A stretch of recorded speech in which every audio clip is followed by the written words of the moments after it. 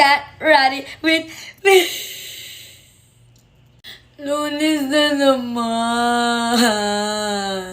Good morning, everyone. Lunes na naman. So, take klase na naman. Kaklase na naman kami ng sayo. Babiyahin na naman kami ng sayo. And then, ako para sayo.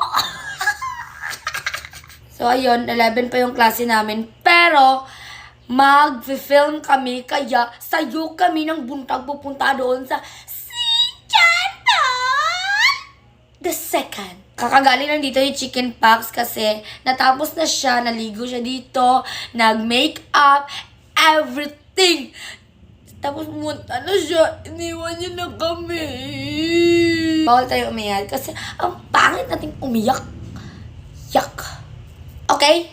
Mag-get ready with me na lang tayo. Agad-agad kasi wala na tayong oras. Maliligo pa ako para mahamat-hamat yung kafay.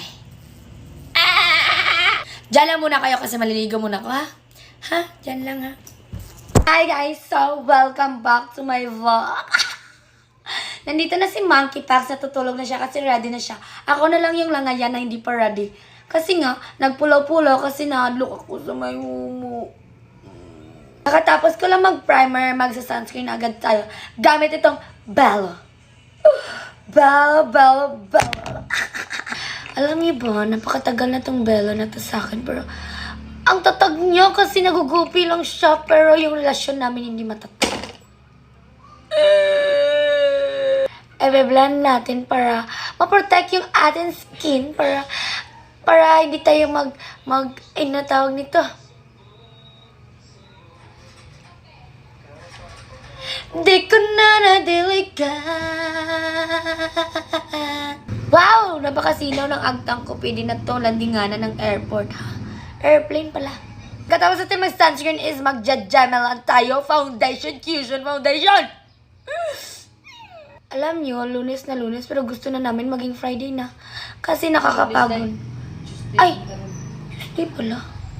Martes pala. Kasi... Uy! Martes na pala. Mag-spipik. Alam nyo, yung mga lalabas na issue na about yung sa ex ko at sa akin at sa mga lalaki na nabibidyohan ko. Now! Kasi, mga boy best friend namin yon.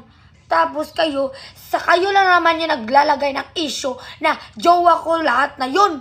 Mga immature, you don't have a common sense. Char.